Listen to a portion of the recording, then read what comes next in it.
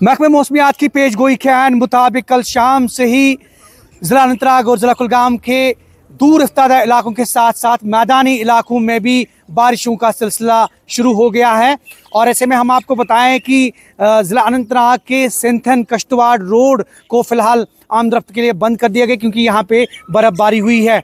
और इसके अलावा कई और इलाकों में भी बर्फ़बारी हुई है, पहाड़ी इलाकों में बर्फ़बारी हुई है। और आप मौसम का हाल देख सकते हैं, ये आप देखिए मेरे दाएं और बाएं जिस तरह से मौसमी हालात बने हुए हैं। कहीं कैमरामैन से मैं कहूं कि वो थोड़ा सा फॉग भी दिखा सकते हैं, हमें काफ़ी फॉग है, अबर आलूद है पूरा मतला। और इसके साथ साथ अगर हम फॉग की बात करें या फिर उसके बाद अगर हम बारिशों की बात करें तो कहीं ना कहीं बारिशों का सिलसिला वक्फे वक्फे पे जारी है। और ऐसे में दर्जे हरारत में काफ़ी कमी जो है वाक़या हुई है। और यकीनी तौर पे हम कह सकते हैं, आप देखिए फ़ेरन भी लगाए हुए हैं लोग, हालांकि आज फ़ेरन डे है और हम आपको बताया कि फ़ेरन डे के चलते भी लोगों ने फ़ेरन का इस्तेमाल किया है। तो यकीनी तौर पे आपको अंदाज़ा हो गया होगा कि जो दर्जा हरारत है उसमें नुमायाँ कमी जो है वाक़या हुई है।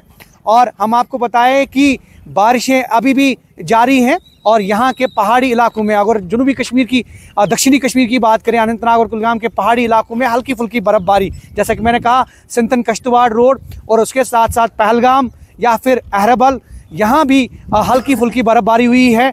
महकमे मौसमियात ने पेशगोई की है कि ये जो पेशगोई है ये कुछ दिन रहेगी और जैसे कि बर्फ़बारी और बारिशें जो हैं वो वक्फे वक्फे पे जो है वो होती रहेंगी। ज़हूर रिज़वी, न्यूज़ 18 नेटवर्क, अनंतनाग।